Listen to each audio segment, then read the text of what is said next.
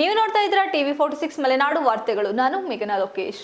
ಅತಿಯಾದ ಮಳೆಯಿಂದಾಗಿ ಹಾಸನ ಜಿಲ್ಲೆ ಸಕಲೇಶಪುರ ತಾಲೂಕಿನ ಎಡಕುಮಾರಿ ರೈಲ್ವೆ ಮಾರ್ಗದಲ್ಲಿ ಭೂಕುಸಿತ ಉಂಟಾದ ಪರಿಣಾಮ ಸುಮಾರು 700 ಕಾರ್ಮಿಕರು ತೆರವು ಕಾರ್ಯದಲ್ಲಿ ತೊಡಗಿದ್ದು 4ನೇ ದಿನವೂ ಸವಾಲಿನ ದುರಸ್ತಿ ಕಾರ್ಯ ಮುಂದುವರೆದಿದೆ.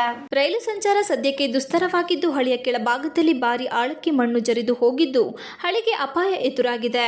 ರೈಲ್ವೆ ಸಿಬ್ಬಂದಿ ಹಗಲಿರುಳು ದುರಸ್ತಿ ಕಾರ್ಯ ಕೈಗೊಂಡಿದ್ದರೂ ಸಹಿತ ಸುರಿಯುತ್ತಿರುವ ಜಡಿಮಳೆ ತೆರವು ಕಾರ್ಯಾಚರಣೆಗೆ ಅಡ್ಡಿಯಾಗಿದೆ.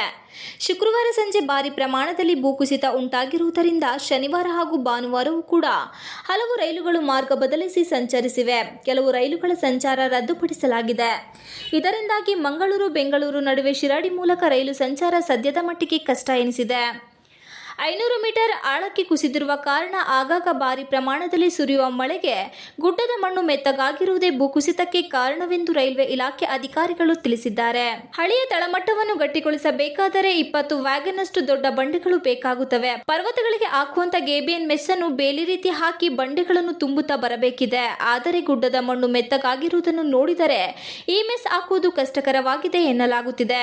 ಹಗಲು ರಾತ್ರಿ ನಿರಂತರ ಕೆಲಸ ಮಾಡಿದರೂ ರೈಲು ಮಾರ್ಗವನ್ನು ಸಹಜ ಸ್ಥಿತಿಗೆ ತರುವುದಕ್ಕೆ ಇನ್ನು 15 ದಿನ ಬೇಕಾಗಬಹುದು ಎಂದು ಹೇಳಲಾಗಿದೆ. ಈ ಪ್ರದೇಶದಲ್ಲಿ ಯಾವುದೇ ರಸ್ತೆ ಸಂಪರ್ಕ ಇಲ್ಲ.